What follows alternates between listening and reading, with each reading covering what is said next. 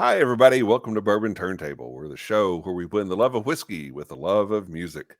And tonight, we're going to be doing just that, as we're going to be talking about our year-end award show. We have our Whiskey of the Year finalists that we'll announce here in just a few minutes. And then we will go through our nominees for Album of the Year and Song of the Year, and we'll announce what those are for each of the guys here tonight. So this will be a lot of fun. We'll be digging into a lot of whiskey. We'll be digging into a lot more music, and I think we're going to have a really good time with it. But before we get into anything any further, let's say hello to Ben and Drew, who are here with me. Ben, how are you doing, sir? I'm surviving, adjusting to a new move and a new state, and in a constant state of flux, it feels like, but here I am. Here you are. You don't look too worse for it right yet.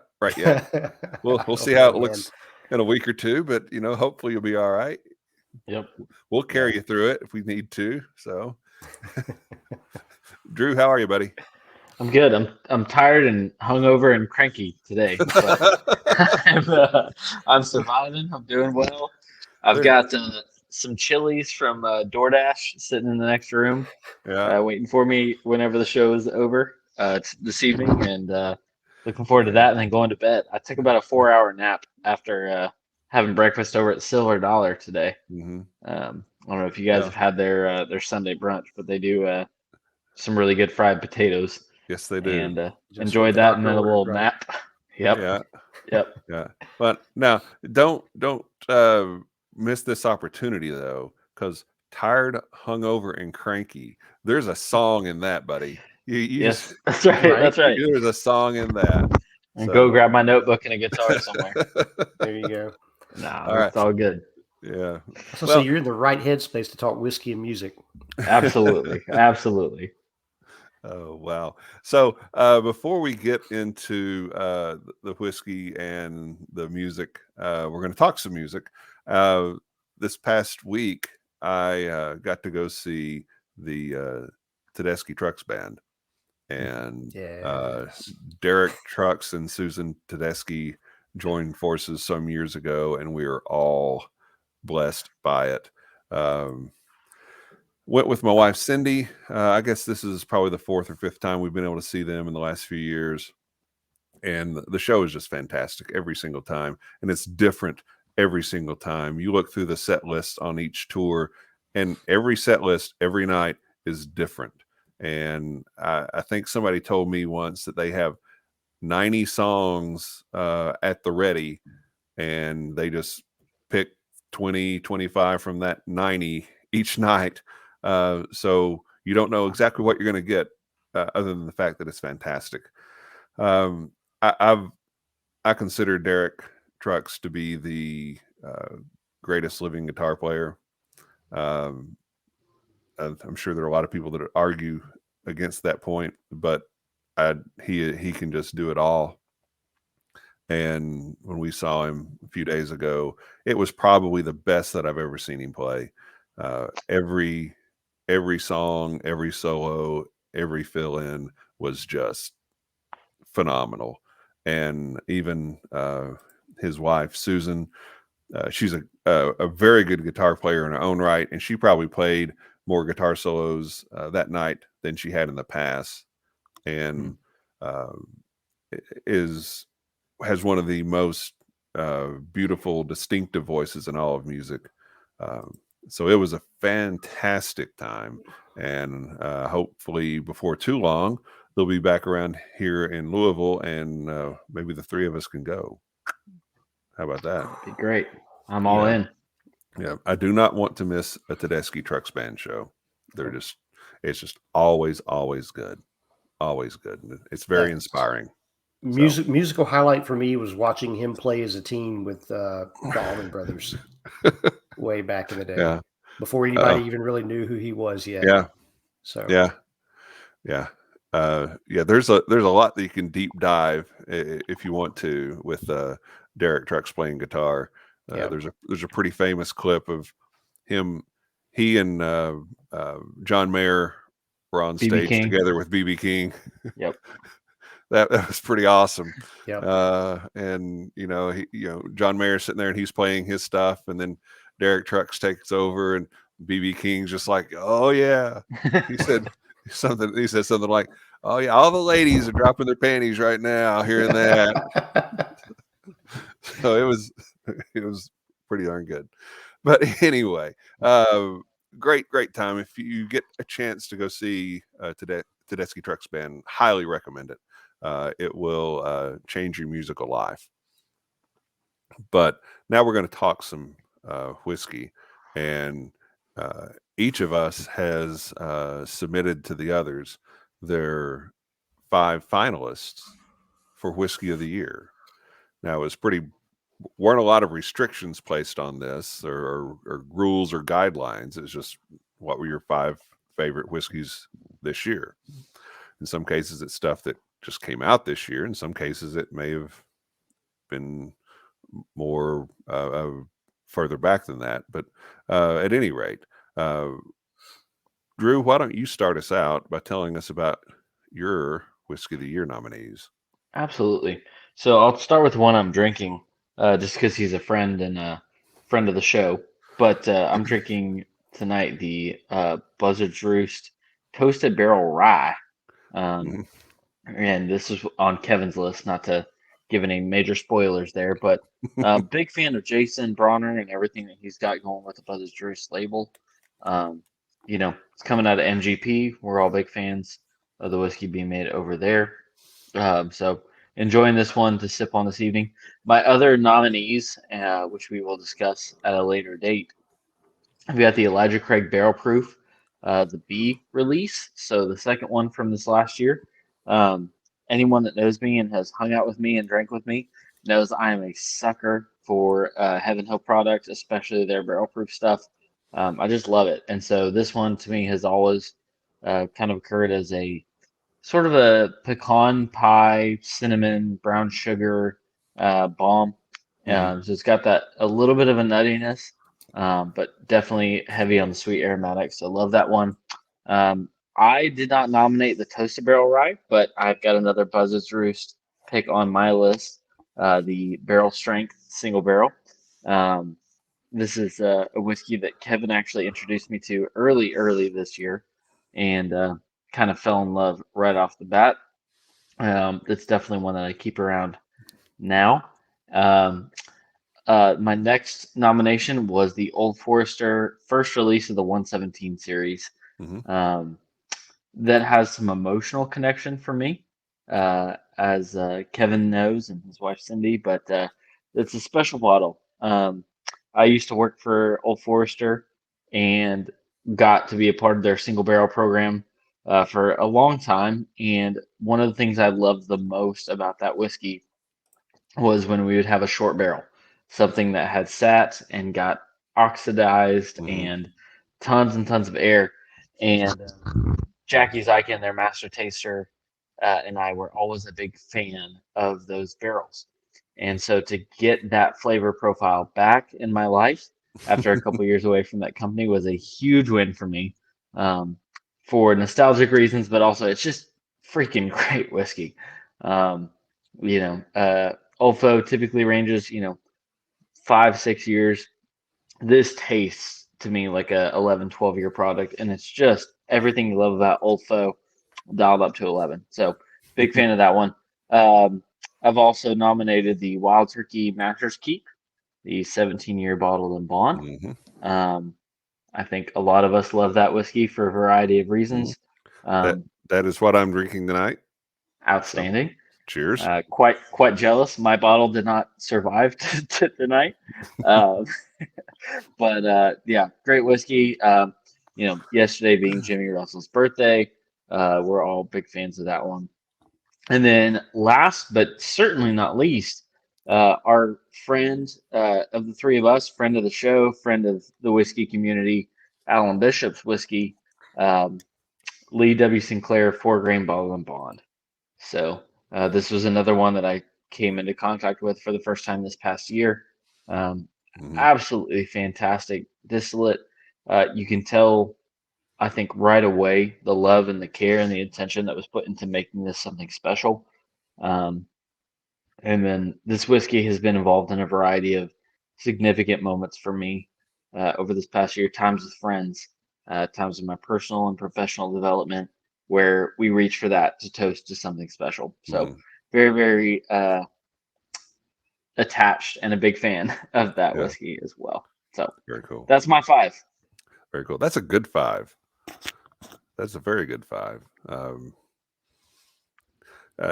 We'll talk more about thoughts on everybody's list later. But Ben, why don't you pick up where Drew left off?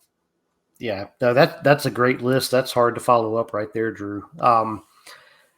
My personal profile is probably a little bit different than a lot of other people.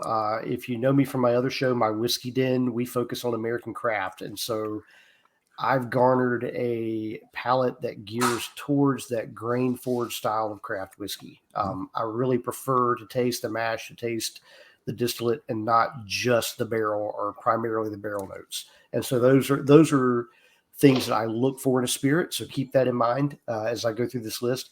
I also like unique qualities, things that are different, things that stand out in a good way. And I'm also evaluating a spirit just on its overall quality, how well integrated all the flavors are, just how well structured that is, how good the distillate itself is coming through. There's a lot of factors that come into play for me on that. So I'm also that show, we do our own whiskey of the year thing, and I'm trying to keep these a little bit separate. So my nominees here are specifically for this show and may not necessarily carry over to the other show. So there's just a lot of fantastic whiskey out there. I tried to keep this mostly bourbon and rye centric as I went through this. But number one leading the list for me, it's a very small distiller out of Bourbon County, Kentucky, Hartfield and Company, and specifically their wheated bourbon. This was produced by then distiller Kelly Tennille. She is a friend of ours, a friend of mine, friend of the show. But there's zero bias playing in that. This is hands down a fantastic whiskey. It is young. It's like literally 6 months old young. She uses 6-gallon barrels.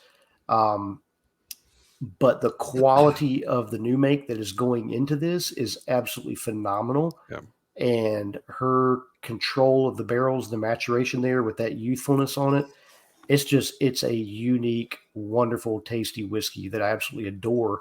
I carried this one with me as I was traveling the country, had different distillers try it, and like, hey, taste this. Tell me how old it is. Nobody could even come close. And when I told them it was 6 months old, nobody wanted to believe me. It's just that darn good. It's a phenomenal whiskey.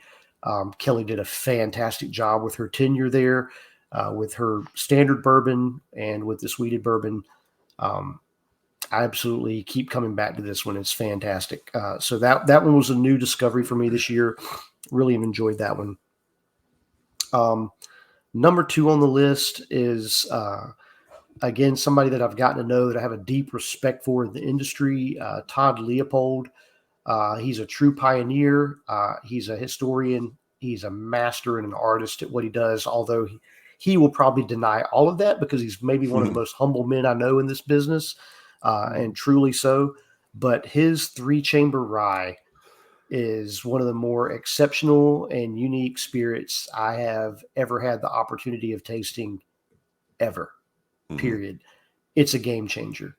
Absolutely a game changer. What he did in rediscovering the 3-chamber still, bringing that back and taking us back to an era of pre-prohibition style spirit. There's so many accolades. There's so many things I could say, but this particular whiskey comes through on so many levels, on mouthfeel, on the aromatics, the flavor. It is intense. It is rich. It is oily. It is unlike any rye experience you've ever had before. And for some people, it may be totally off-putting. For somebody like me, it just, every time I open that bottle, it blows me out of the water. And I have lined this one up in blind tasting after blind tasting for people all year long since I've gotten my hands on it back in May, I think it was.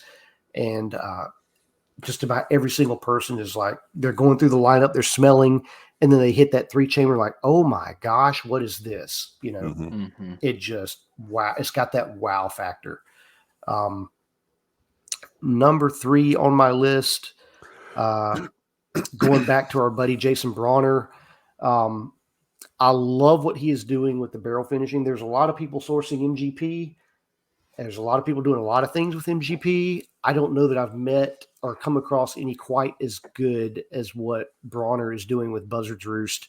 And for me, it was the toasted barrel rye that was absolutely exceptional.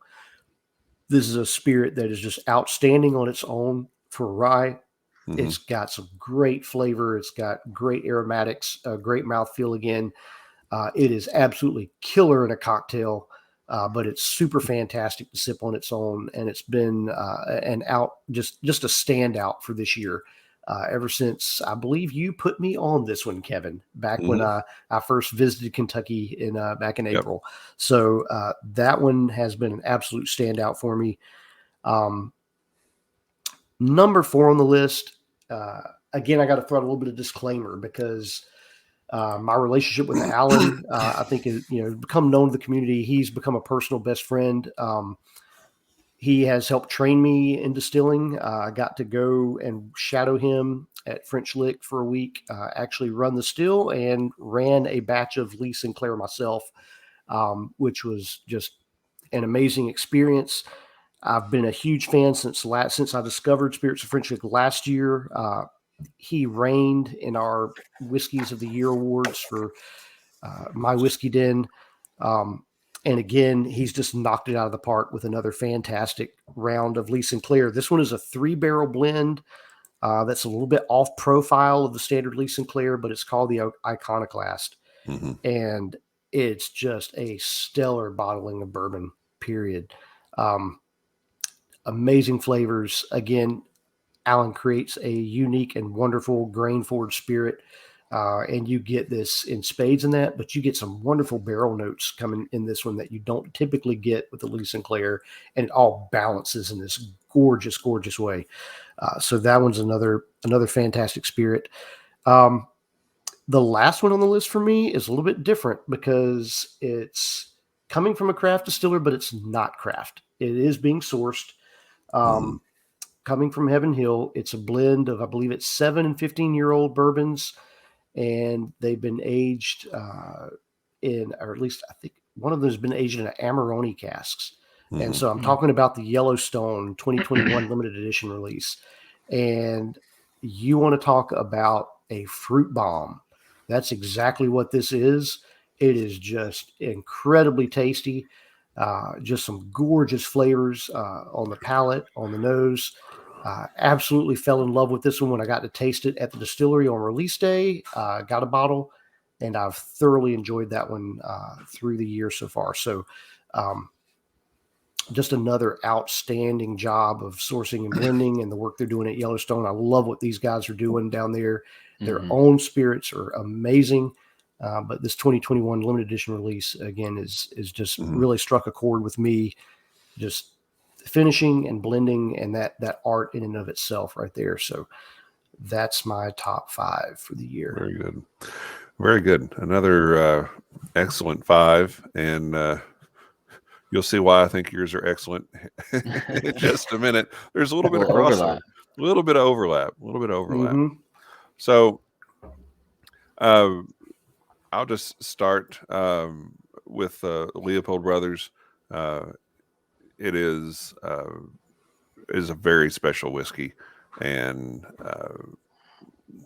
well, I'll save some of the details, my detailed thoughts on it for the show when we announce the winners. But the 3-chamber rye is fantastic. If you find an opportunity where you can get that and try it, you need to do it. It is literally something that's just very, very unique in the industry, and you're just not going to see it from much of anything else you try. The next one is Little Book Chapter 5, The Invitation. This is a unique blend. It's got some 15-year whiskey in it, and also some 2-year and 3-year. So it's a different kind of blend for a Jim Beam product. And next is Stumpy Spirits Old Monroe. This is a single barrel called Wheaton Tarnation. And throwing out a single barrel may be a little unfair. You may say, well, how am I supposed to get that? Well, okay, how are you going to get, when somebody says William LaRue Weller's their whiskey of the year, you're not getting that either. Okay. So some of these things that we're talking about, they may not be in your market. You may not be able to get that specific bottle. But I think the point is to help introduce some of these things that we really enjoy to you, because a lot of these places are expanding their footprint. Buzzards Roost one is, and as is Stumpy Spirits, for example. So be on the lookout for those kind of things. And then Lee W. Sinclair, Iconoclast, that is another one that was on my list and Ben's list. And finally, the Buzzards Roost Toasted Barrel. So Ben and I had 3 that were the same. And then Drew, if you look at Drew's list, he had a couple that were just minor twists from those. He had the barrel strength Buzzards Roost and the standard bottled and bond Lee W. Sinclair. So I thought that was really interesting when I saw your guys' list come over. Yeah, definitely. But we will be spending some more time with this real soon, and you'll be able to see what each of us selected as our whiskey of the year. And we've got a very unique way of declaring a show whiskey of the year. We'll each have our individual ones, but we've got a very unique way of selecting the show whiskey of the year. And that will be a steel cage match, free for all, with the distillers that have been nominated. And if you don't bother to show up live for that show, then you're automatically eliminated. So you got to be there. You must be present to win. You must be present to compete. But yeah, we're going to do a wrestling steel cage match. No, we're not. That would, although that would be fun. We do have a fun way of naming a show whiskey of the year, and we'll get into those details on that show. But guys, I thought we had some pretty good lists there. You think? Yeah, absolutely. I'd be happy with every single one of those. Yeah, absolutely. Any surprises? I'm not surprised that something from Stumpy's made it on.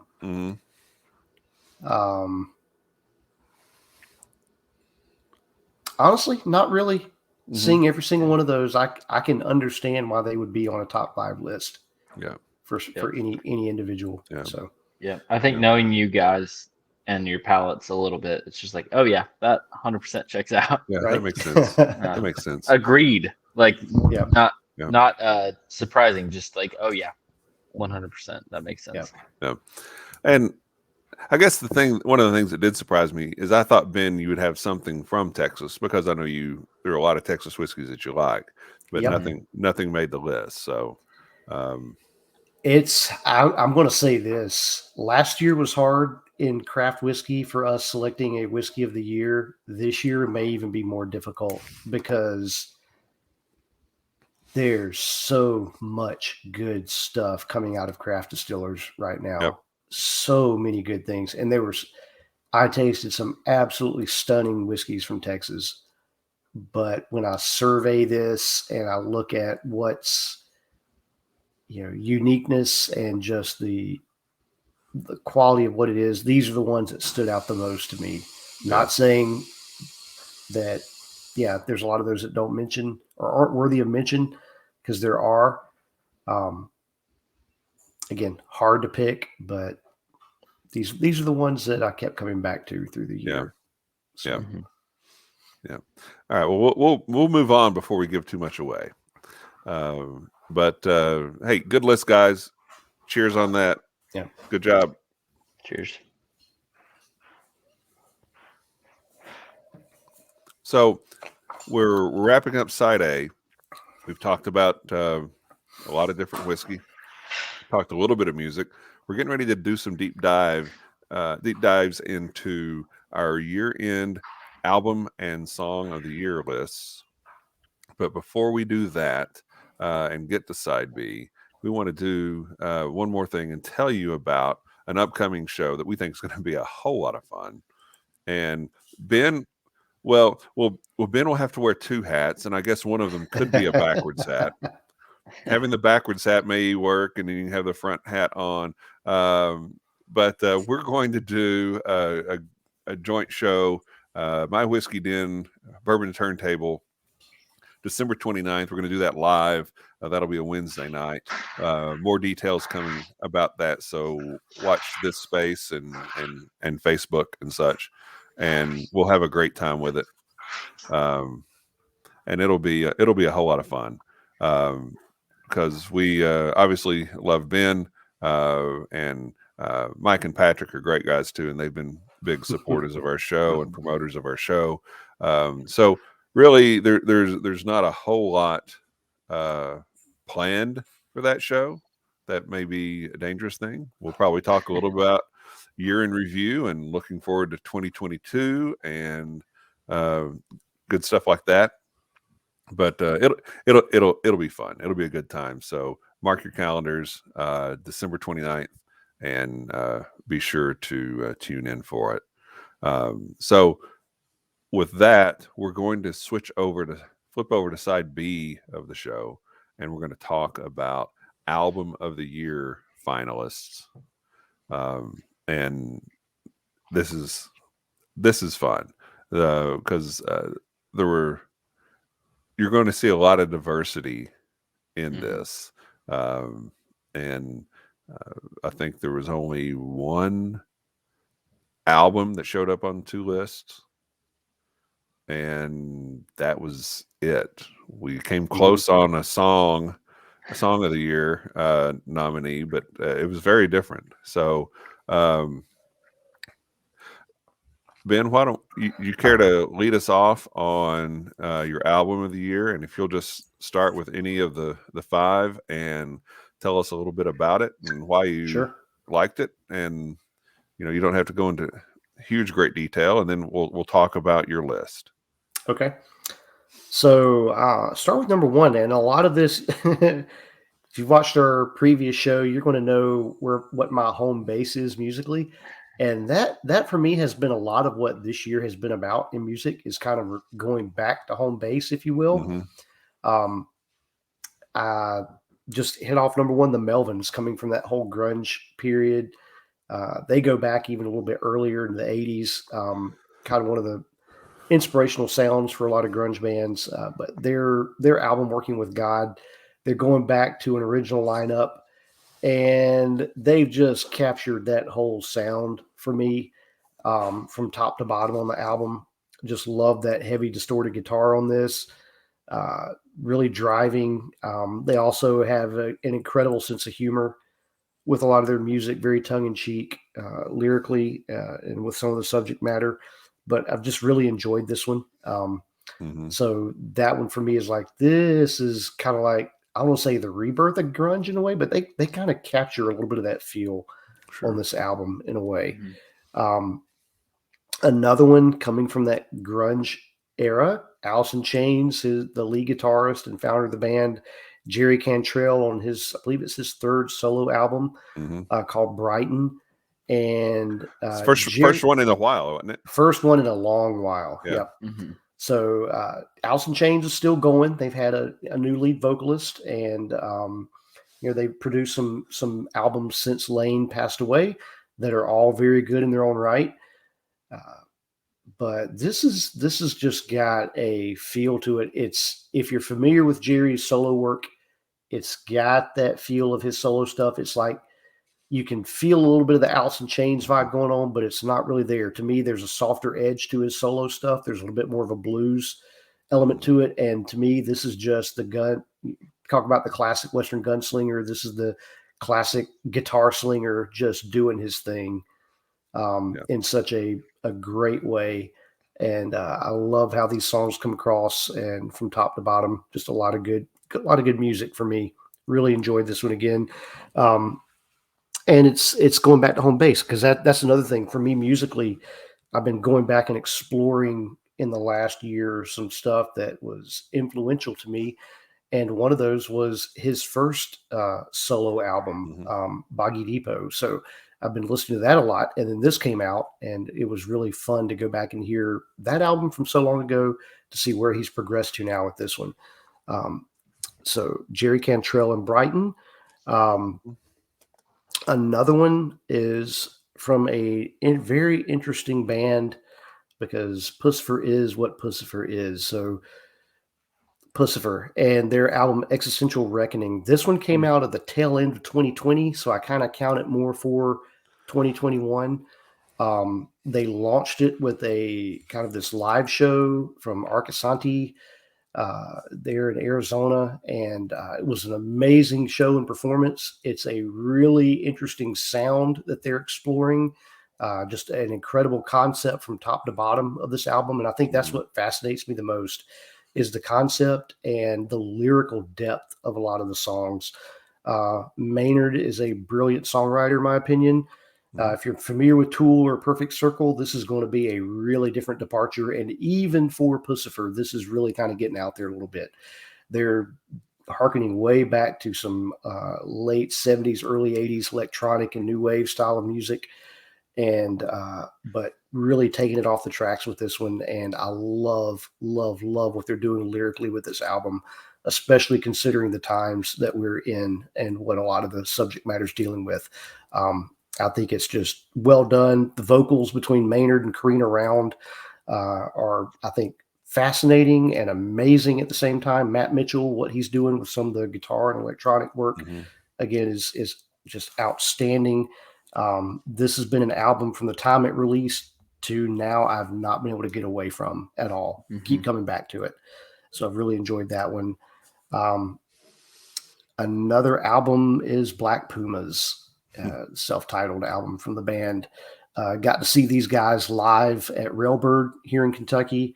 I was really blown away with their performance. Thought it was outstanding. But this album, again, just top to bottom, song after song, that's just, man, you just eat it up. It's just great sound, great music. Again, lyrically, some really good stuff going on. And they pull from a lot of influences, and just a very talented group of musicians that have put together just a stellar body of work on this album. So that one, a little bit of departure from what the previous albums were, but again, really good, really impressed with Black Pumas.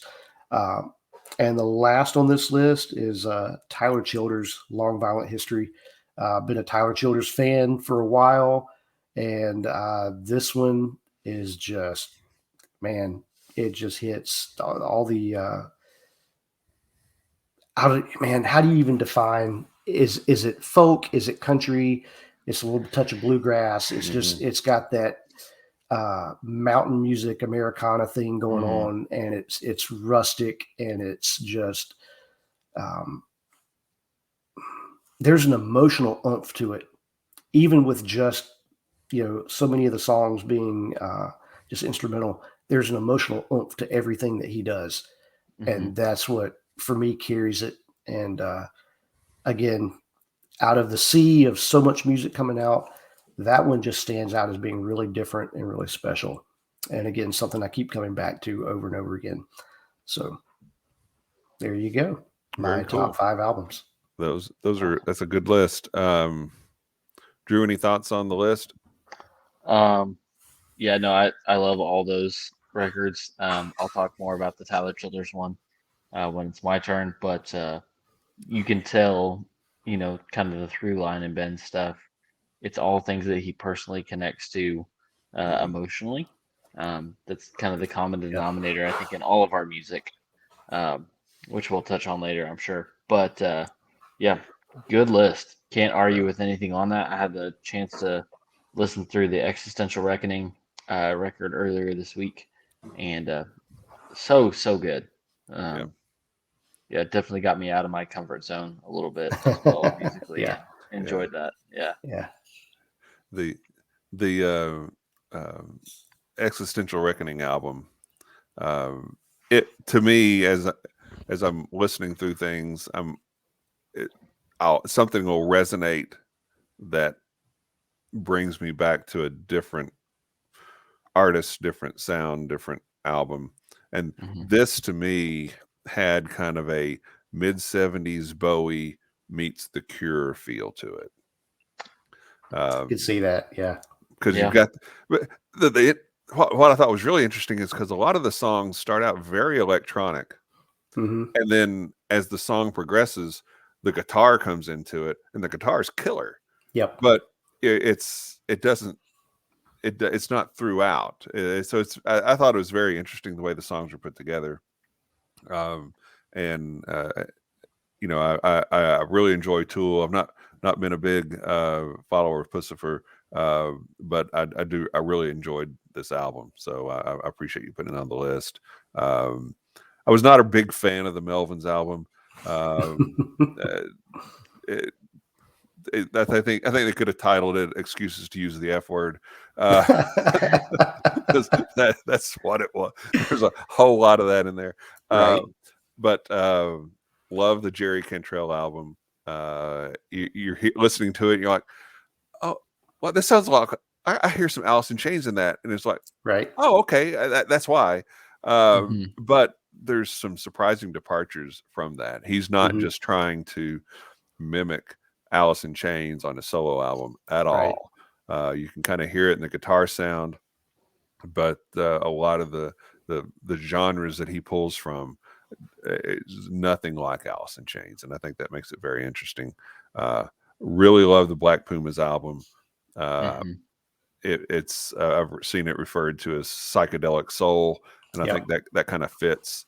It's a lot of fun, great groove in the album from start to finish. And I thought the Tyler Childers thing, that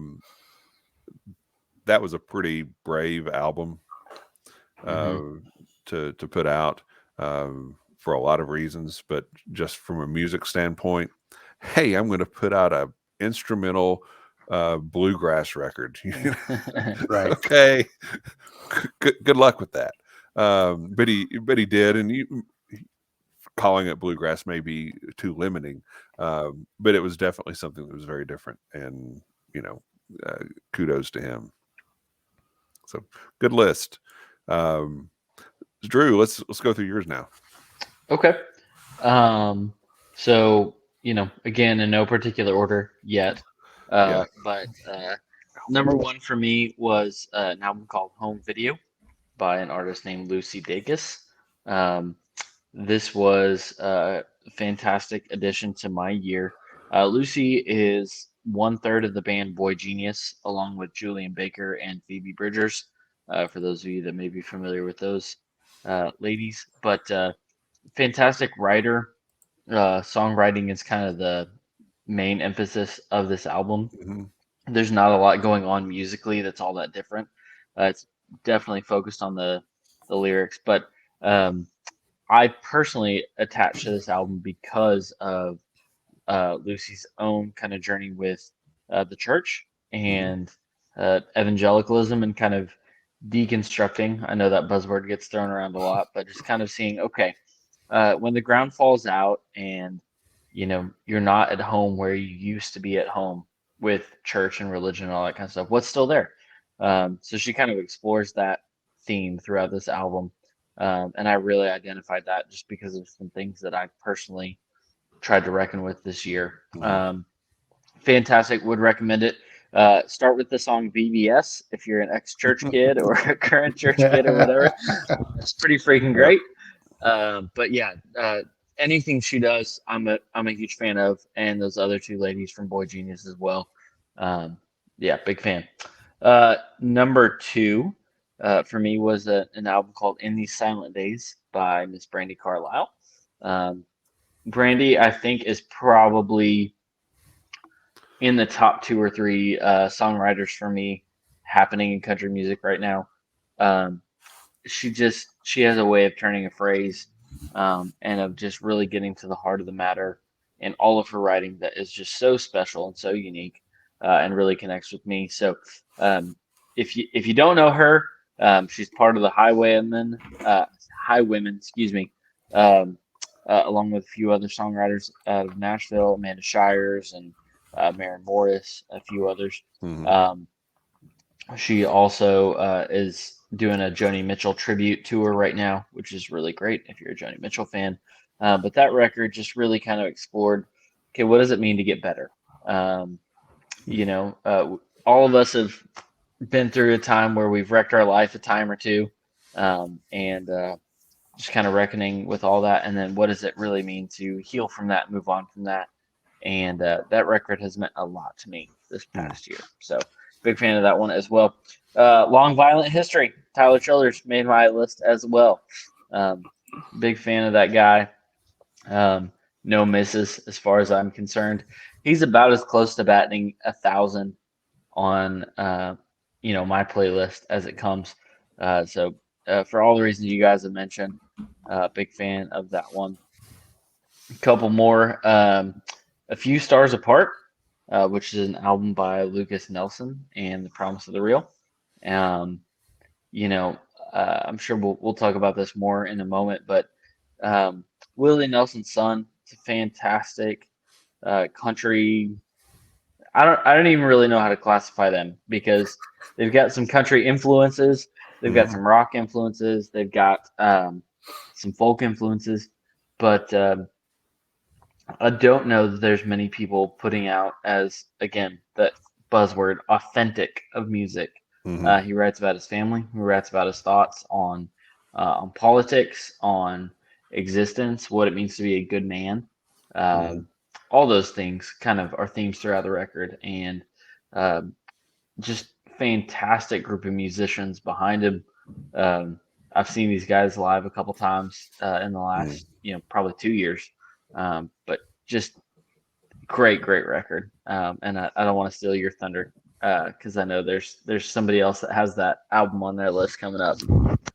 Last one for me was Nathaniel Raitliff and the Night Sweats, the album The Future. So this one's only been out a few weeks, but huge fan of anything that he does as well.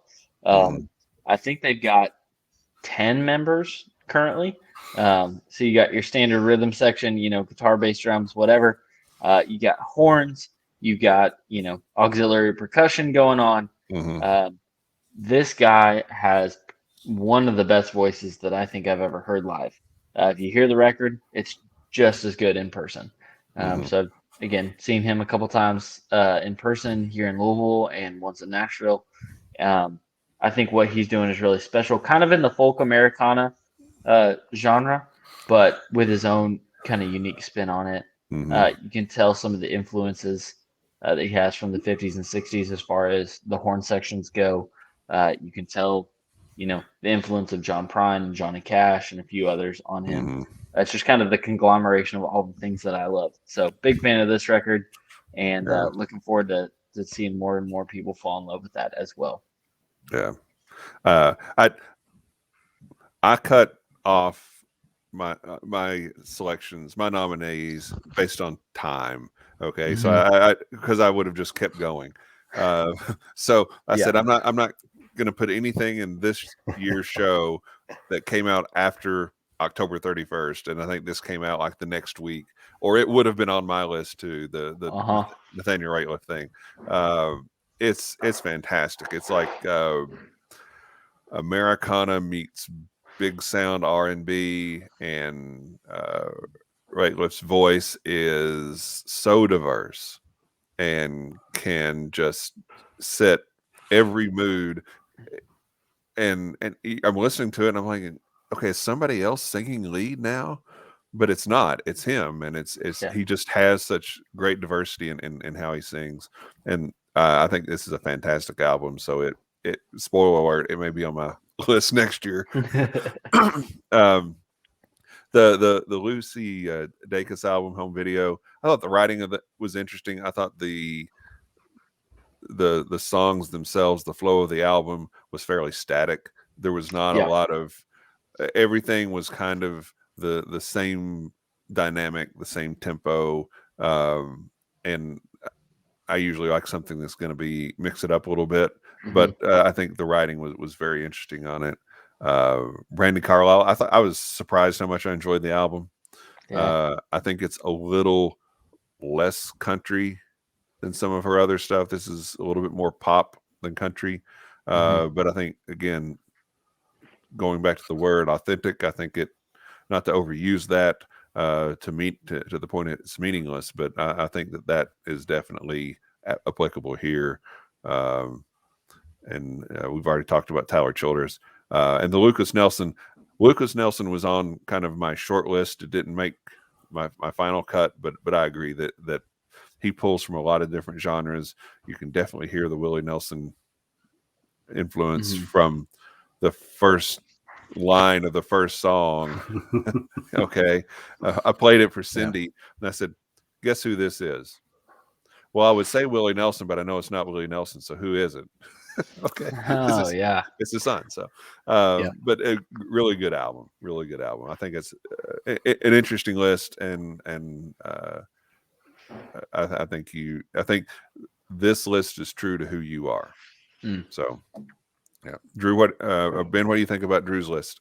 I think you summed it up on that last statement. I think it's true to who Drew is, and what I've gotten to know of Drew, and what I've enjoyed about it is the fact that you turned me on to Lucy Dacus.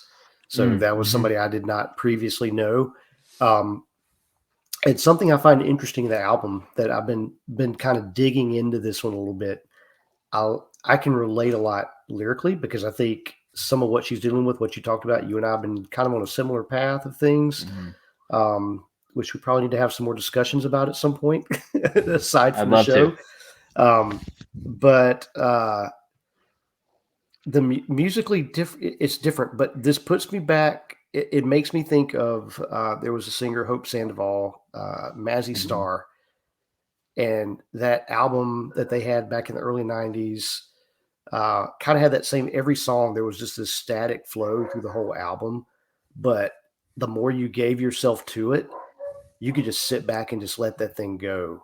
And it's just kind of like the music just washes over you. And that for me is like what I feel with this one. And the more I listen to it, the more it just starts to like work its way under my skin. And yeah, so I really enjoy that. I'm really getting into that one more and more. And especially lyrically, I enjoy what she's doing. Brandy Carlisle, for me, I have been, good Lord, if you follow me on social media for any amount of time, you'll see how much I make fun of new country. I am not a big new country music fan overall in general. I call it Nashville pop for the most part. But Brandy Carlisle is an exceptional artist. She's a fantastic songwriter. And this album just, kind of reflects that. And so classify it how you want to, Nashville pop or country. It's good music and it's a good album, period.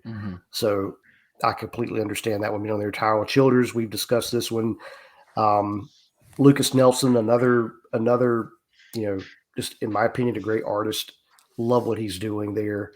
I'm a big Willie Nelson fan, so that one was easy for me to jump into, and just, it's like throwing on an old coat in a way. And it just feels right.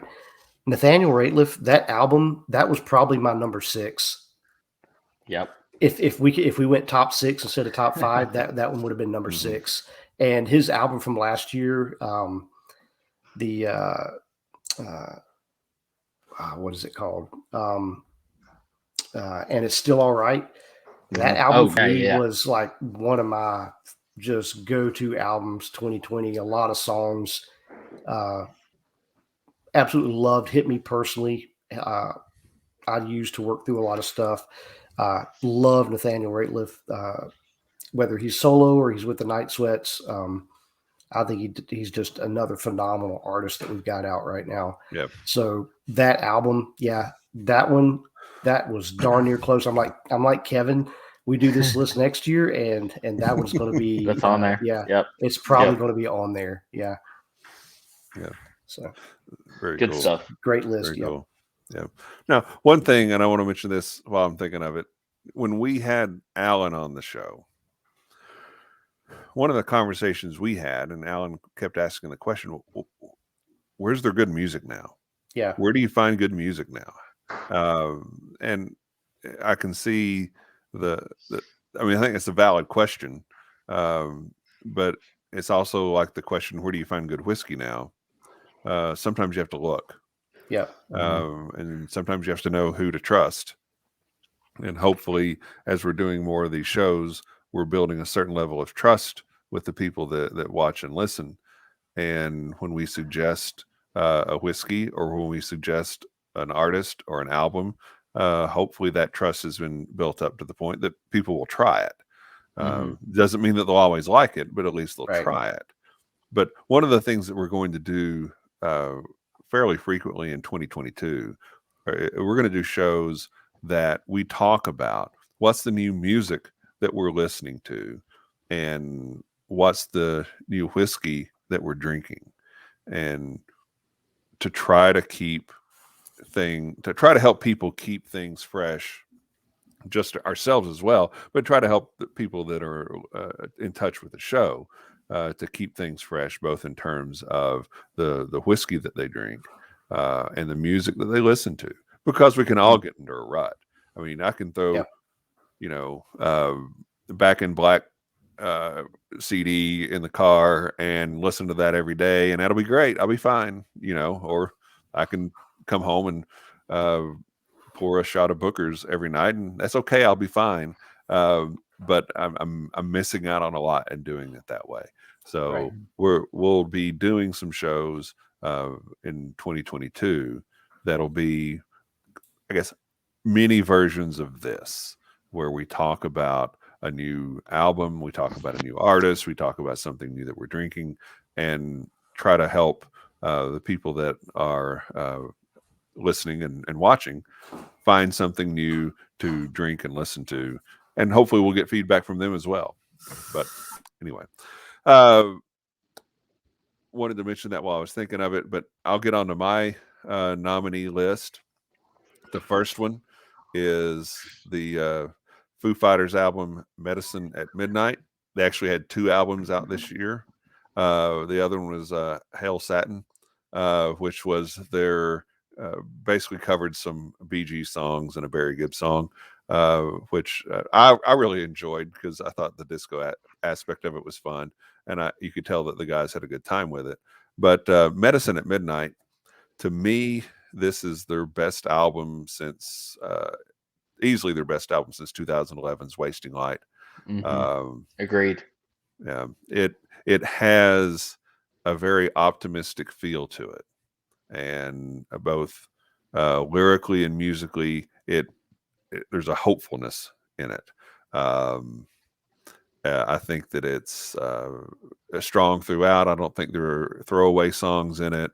I think it's a little more rhythmically complex than a lot of Foo Fighters albums, both in terms of what's going on with the guitar as well as the drums. So I really enjoyed Medicine at Midnight. The next one is Mammoth WVH. And I really like this album for a lot of reasons. One is it's Wolfgang Van Halen's first solo album, and he didn't plaster all over the album cover, "I'm Eddie Van Halen's son, buy my record." Okay, he very easily could have done that. And quite frankly, the first time I heard it, I had no idea it was him. And then I start digging in. Okay, what's this Mammoth WVH? And then, oh, okay, wow, this is amazing. But in the same vein as Prince and Paul McCartney and Steve Winwood and Dave Grohl with first Foo Fighters album, he plays every instrument, sings every vocal, writes every word of every song, and not only is that impressive, and not only is the humility that goes into it impressive, it's a darn good record. He's got some really good songs in there, so I really, really enjoyed that. This is the Marfa Tapes, which is going to be a pretty good departure from the first two that I had on my list. This is Jack Ingram, Miranda Lambert, and John Randall, who, quite frankly, I don't listen to very often at all. But I heard this album, and I just was kind of mesmerized by it. It is the three of them sitting outside in Marfa, Texas, around a campfire with an acoustic guitar, singing songs that they'd written together. So all these songs have been published previously, but it's just them playing it with an acoustic, and the cuts on it.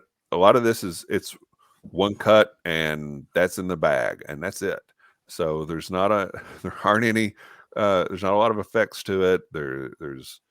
It's very simplistic. It's very raw, and the songwriting is very good, and the musicianship is outstanding as well. And it's something that I'll go back to over the years. The next is the Black Keys Delta Cream album. Mm-hmm. And this was the Black Keys not just getting back to their blues roots, but getting deep back into their blues roots. These are all songs that are written by blues legends from the Mississippi Delta.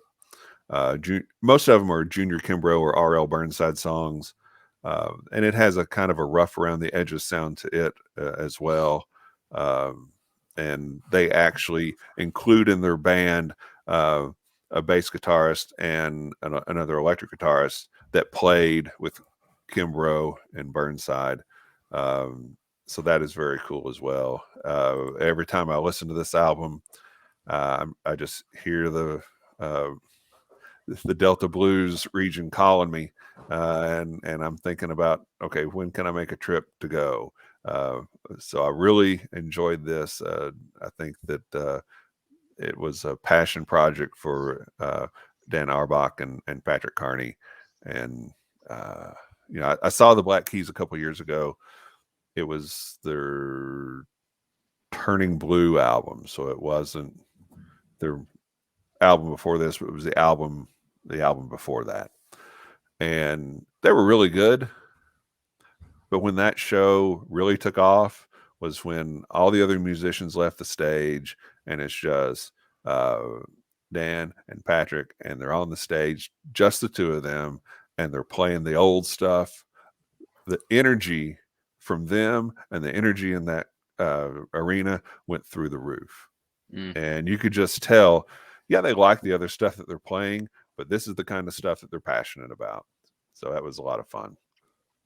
And lastly is a band called the Steel Woods, and the album is called All of Your Stones. I got to see them with my younger son a few weeks ago up in Northern Kentucky. This is a band that if you love rock and you like country, you're going to love this album. If you love country and you like rock, you're going to love this album. Mm-hmm. It is as good of a amalgamation of those two genres as I think you're going to find.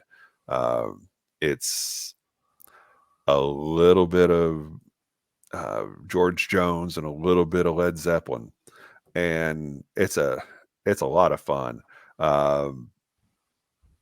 This is their third album. The songwriting on each album has gotten better, and it's a really good guitar album. There's some great solos in here, and I'll talk about another one of the songs in a little bit, but that is my list. What do you guys think? That's a great list. Yep. Great list. There's nothing wrong there at all. I mean, again, just like with Drew's list, I can understand every single one of those, why they would be on your list. And I think it speaks intrinsically to you personally, Kevin, and where your wheelhouse in music is at and what you love. The absolute standout from that list for me is the Black Keys, the Delta Cream album. And Mhm. that for me, I'm a big blues guy and big Muddy Waters fan. Mhm. And so that just carried. I remember when you first shared that album, I had no idea the concept or what it was. Mhm. Downloaded it, started listening to it, and my immediate was like, "Oh, this is like Mississippi Delta blues going on. What are they doing here?" And you said that's exactly what they're doing. They're covering Mhm. some classics, and it was like, oh. So yeah, that album's been up there for me. Love that one. Foo Fighters again is classic for Mhm. me. Again, come out of the grunge wheelhouse, or post grunge, what they've done musically, Dave Grohl and the crew, they just continue to put out good stuff, and this just Yeah. falls right in line with that. Still Woods, that's a new one. That's a new one on me. That's new So for that one me. I'm digging into and finding pretty interesting so far. I'm really, Yeah. really liking that. Wolfgang, yeah, that's a killer rock album for sure. Yeah. And what he's done there musically, just a phenomenal musician in and of himself.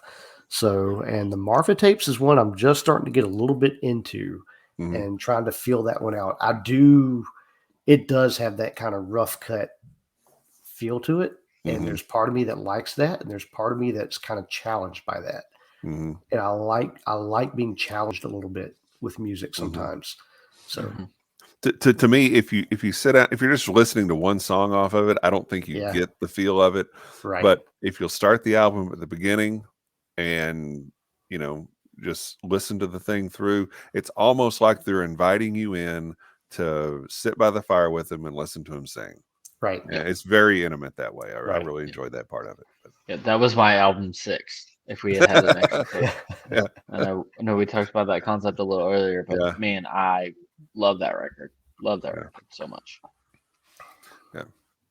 Any thoughts on any of the others, Drew? No, I mean, Ben wrapped it up pretty well. The Black Keys record, Delta Cream, has been heavy in my rotation this year as well.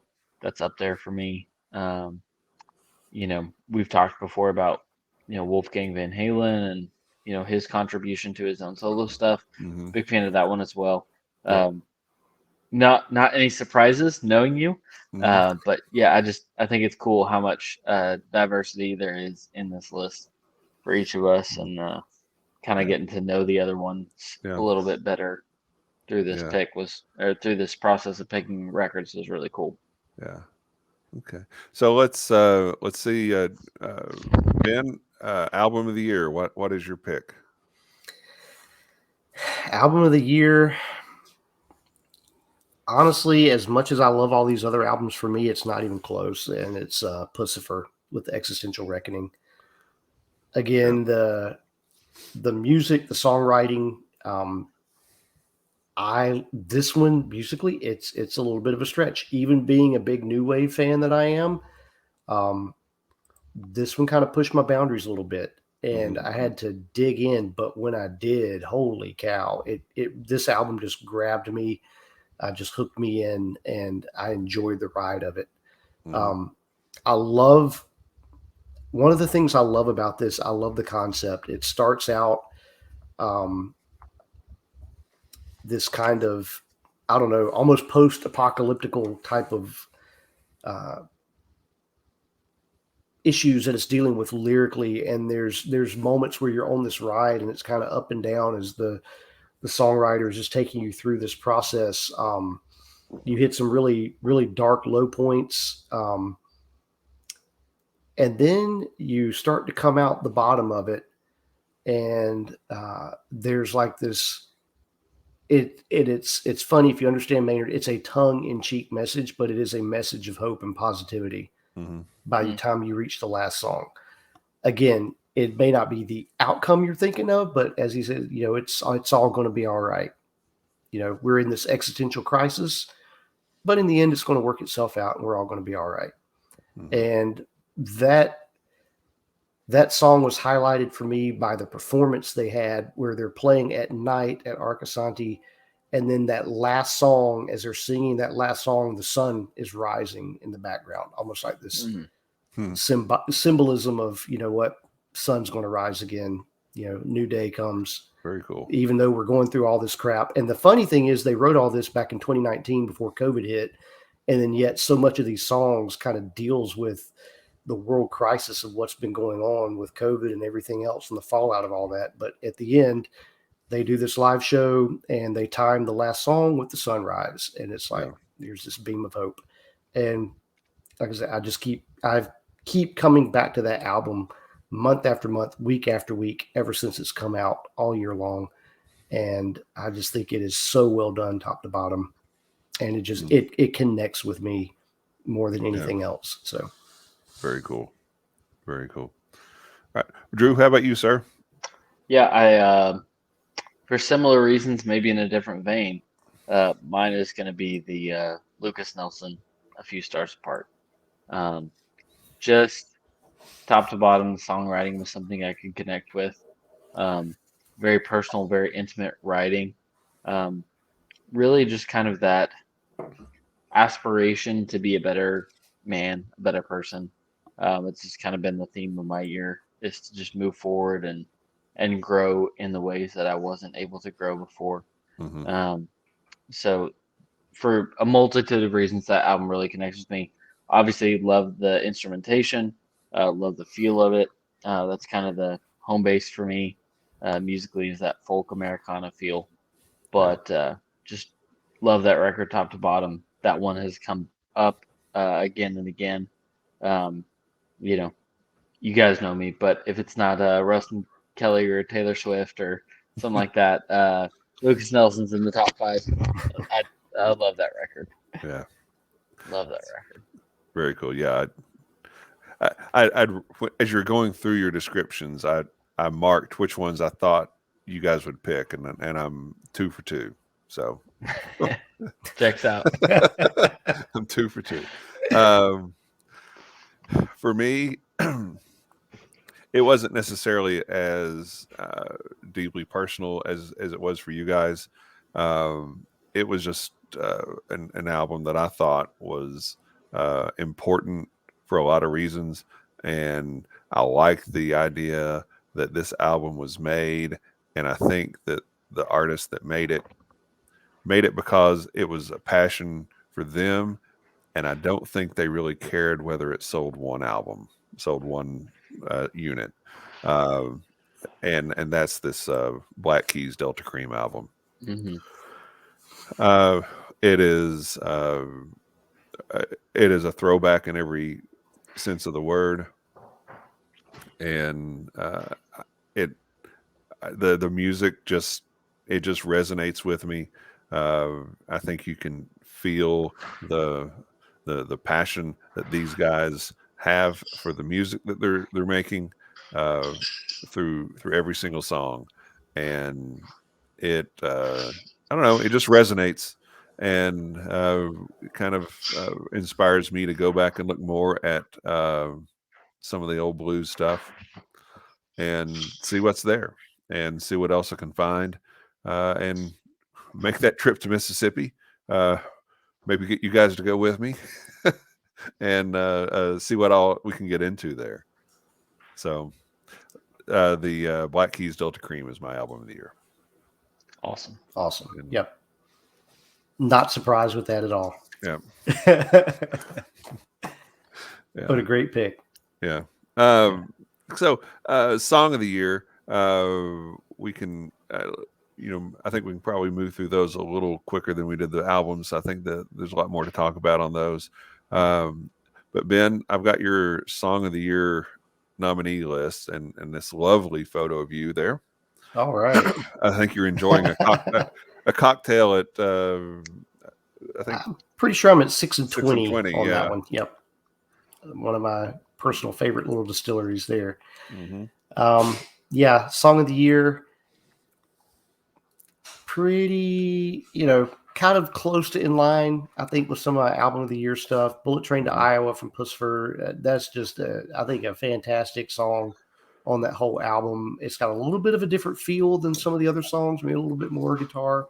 The Pretty Reckless, that's an interesting band. So throwing back to the grunge days, you've got Kim Thale and Matt Cameron from Soundgarden.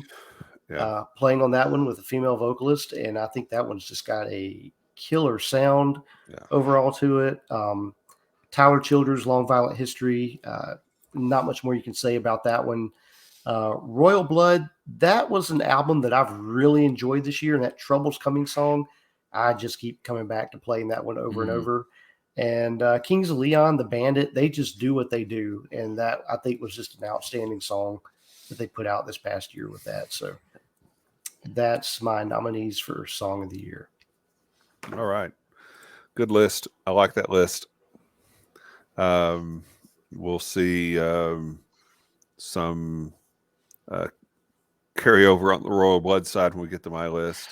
And I think you've got a couple off of your Album of Year nominees as well. I love that Only Love Can Save Us Now song. Mm-hmm. I think it's really good. So, Drew, any thoughts on Ben's Song of the Years? No, I mean, I've gotten the chance to listen through all those this past week, and great list. I love I don't remember the guy's name, but the guy that's the vocalist for Kings of Leon. Just a room-filling, booming voice, and on that song in particular, it shines out. It really, really enjoyed that, and of course, there's the overlap that you and I have been with Tyler Childers as well. So, right. No surprises, but no misses either. Well, what about your list, Drew? Okay, I'll go through mine quickly. There's a song on there called Headspace, Charlie Adams. It's a duet with Rustin Kelly. Basically just kind of talking through a breakup. Something I went through at the end of last year, going into this year, and just kind of processing that. Huge fan of that. A song called The Weakness by Rustin Kelly. This one is as of yet unreleased, but it's being played live and on his Instagram and a few other places as well. This song deeply connects with me. You guys have both had exposure to the church, but it's kind of this exposition, similar to the book of Romans, chapter 7, where it's I do what I don't want to do, and I don't do what I want to do. And dealing with addiction and knowing, you're aspiring to something better, trying to be a different person. And sometimes you're capable of that and sometimes you're not. And this song really goes through that. And so that one really, really connected with me. I was a big fan of that one this year. Broken Horses, Brandy Carlisle. For all the reasons I previously mentioned that I love Brandy and her songwriting, this one was a favorite this year. I Still Love You Now and Then, Josh Ritter. I think that actually technically came out in 2020, but it was towards the end. I love Josh Ritter's songwriting. This is a kind of right in my wheelhouse. Hits me where I live. And then Belly of the Beast, Watch House. Band formerly known as Mandolin Orange. You may be familiar with them. They're on One Riot Records. Which is a great record label. But Watch House put on a hell of a show, put out a hell of a record this last year. Got to see them when they were in Louisville. And that song in particular is so intricate in its instrumentation, playing back and forth with some banjo lines, some fiddle lines, some acoustic guitar lines, and really just was blown away by their musicianship on that one. So yeah, that's my list. Good list. I could say 1,000 more things about those songs, but yeah, that's my stuff. Ben, thoughts on Drew's list? Outstanding. I went through and had listened to all those songs and then kept coming back to some of them. And again, a couple of them were fairly new to me. And listening in, it was like immediately fell in love. So I think it's an outstanding list. I mean, just musically, lyrically, everything about every single one of those songs is fantastic. Yeah. So there's not a thing I can complain about. Yeah. I again, it they all make sense knowing who you are, Drew. The song that I personally liked the best, and it kind of surprised me, was the Broken Horses song by Brandy Carlisle. but I thought they were all solid songs, very well written. A lot of good stuff going there. So Yeah. another good list. All right, so for my list, and you can see this photo of me if you if you yes, if you know, you know. that's right.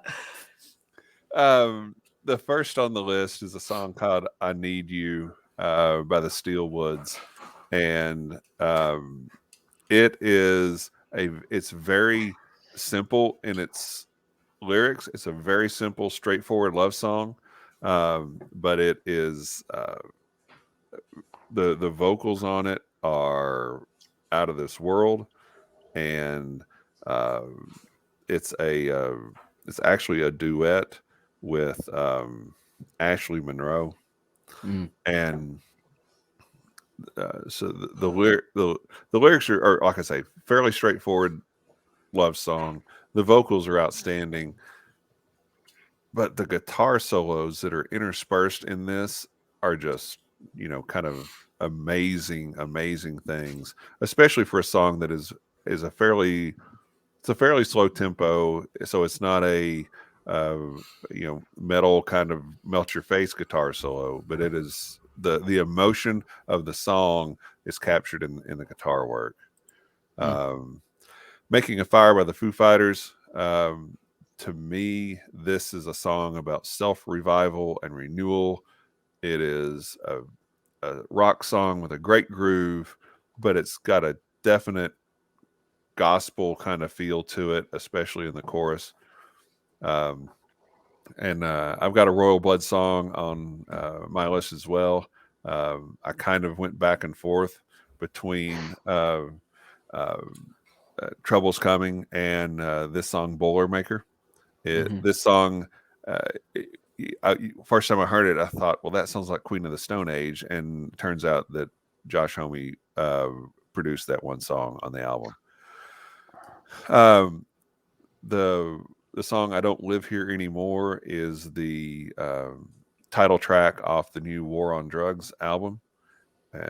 To me, they're a very talented group, excellent songs, has a real Dire Straits feel to me.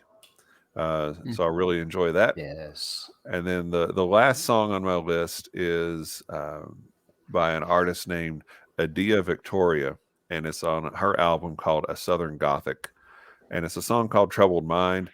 I don't think this song's even been released as a single, but to me, it's the highlight of the album. Yes. It's very haunting, seductive vocal that's done in like almost a prayer fashion. And it sounds like the girl's praying to not do wrong, but she's also pretty comfortable with doing wrong if it comes to it, It's a really good song, and the album itself is very, very good as well. It was kind of on my extended album of the year list. So that is my list of song of the year nominees. Any thoughts? Good stuff. Yeah, no surprises.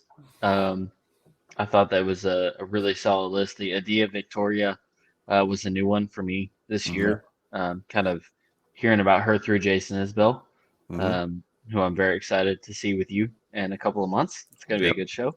But yeah, great list. And again, some big hits for me with the Foo Fighters, and the Steelwoods was also new to me this year. So appreciate you for introducing them to me. Sure. Yep. I'm totally with Drew on that. There's a couple of new things that I'm being introduced to, like we hit with the album of the year stuff that I'm really enjoying and finding intriguing. Obviously Royal Bloods, we kind of share that a little bit on that one. The standout for me is you going with the War on Drugs, which I find a little bit surprising, and yet at the same time not at all, because of the style of music that they are. For me, and I'm a big fan of the War on Drugs, and I think as good as their albums and songs are, they're one of those bands you need to hear or you need to see live, because their Mhm. live performance just far exceeds what they do studio wise. I think you nailed it on the head, the Dire Straits analogy. And I think that's what, to me, musically and even vocally, it's a little bit of Dire Straits, a little bit of Tom Petty, and a little bit of David Gilmour kind of shaken up and then rolled out, and you've got the War on Drugs. Yep. And that's a reason I'm a big fan of those. So and enjoyed seeing that one make your list. So That's cool. Yeah, it's the singles came out, a while back. This song and another song called Living Proof. And then the album just came out, I don't know, maybe a week or two ago, and so I've gone through it once so far, and it's very good. It all is very strong. All right, so looking at your list, Ben, tell us what your song of the year is, sir. Probably not hard for you to guess, but coming from my album of the year, Bullet Train to Iowa by Pussifer. Yep. I mean, I loved every single one of those songs that's on that list. They're all, I think, worthy of being on there. But this one is, I think, one of the highlights for me off of that album. It's a song I kept from the first time listening through that album and hitting that one like, oh, wow, that one really stands out. And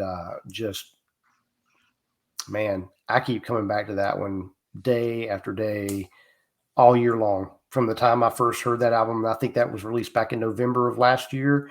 That song is still consistently on my playlist all year long. So on those, standing on those legs, that's my song of the year. Okay. Very good. No, not a surprise. Yeah. But a good choice. Good choice. All right, Drew, how about you, sir? All right. Friends and family will know, but mine would be The Weakness by Rustin Kelly. For a variety of reasons. But this song has kind of been an anthem for me in my own journey with recovery and therapy, and trying to go a different way than maybe some ways that I've gone before. It's the song that's on my alarm when I get up in the morning.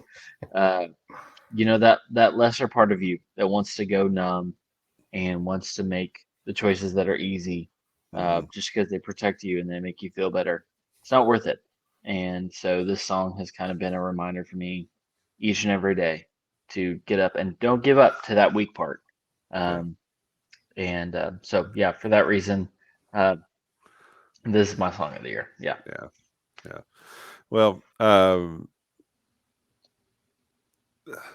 again, that song was kind of hard to find because it's not on. I looked on Spotify; it's not there, so I had to search. I searched YouTube, and I found a couple of live performances of it, and it fits.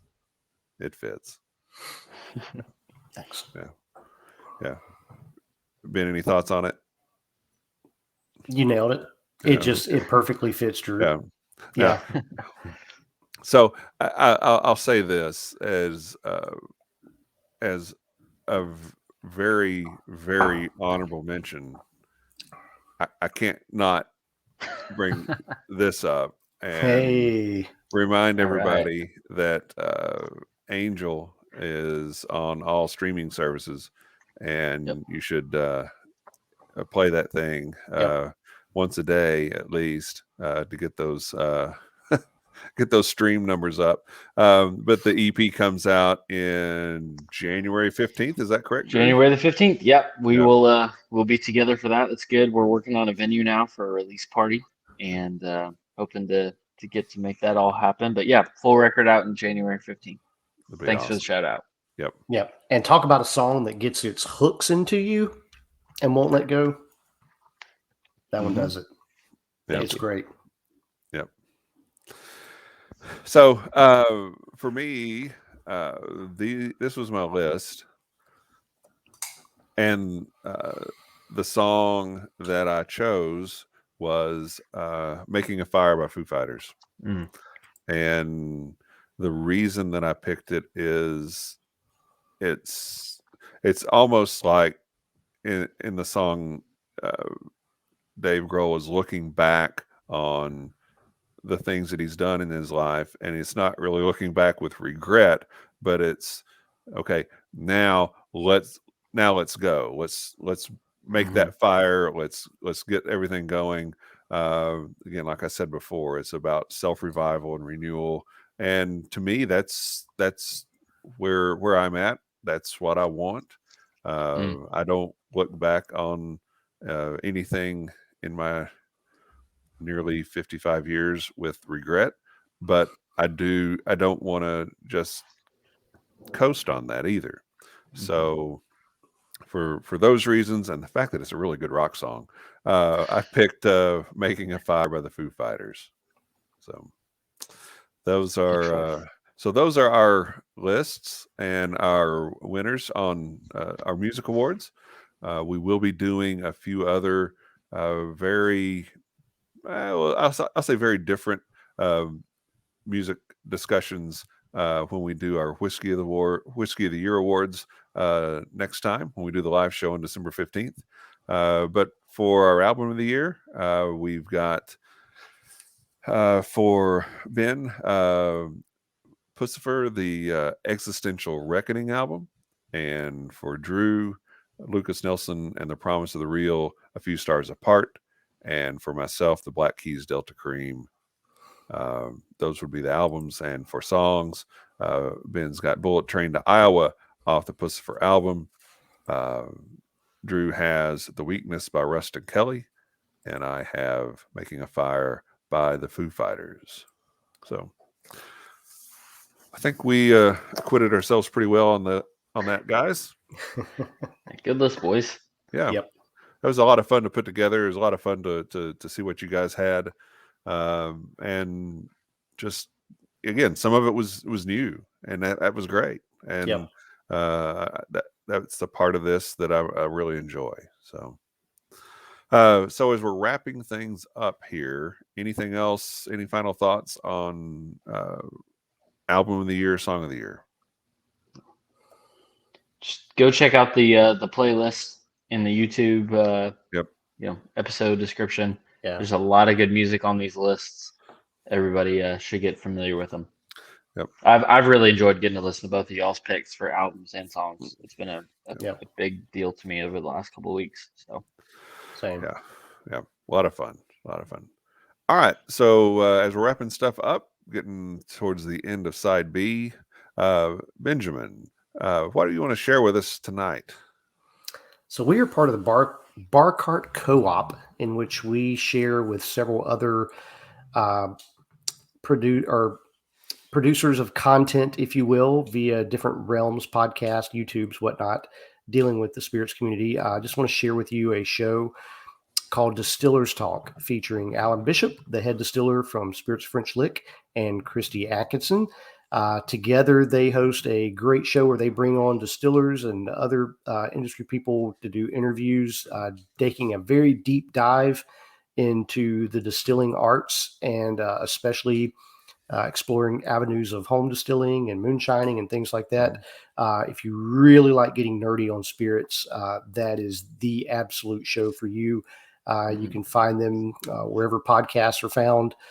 Be sure to search that one out, subscribe, check it out, go back, listen to a lot of their past episodes. You're going to hear some amazing stories, a lot of good entertainment, but a lot of fascinating information as well. So that's definitely one to check out. Yep. Always a great show. Yep. Always a great show. Drew, what's coming up next, buddy? Yep, we just talked music of the year. Next week, we're going to be live on December the 15th for our Whiskey of the Year show. We got some fascinating ways of determining that, and can't wait to share that with you guys. It's going to be fantastic. Yeah, it'll be a lot of fun. All right, so we've had a great time tonight. We've given you some things to think about for our Whiskey of the Year finalists, and we've given you some music that you should definitely go and check out, and I hope that you will. So on behalf of Drew and Ben and myself, thank you for watching and tuning in. Please subscribe, like, share, comment, all that great stuff. That really helps us out, and we do always appreciate it. Until next time, cheers, love, and Freebird. Good night, everybody. Good night.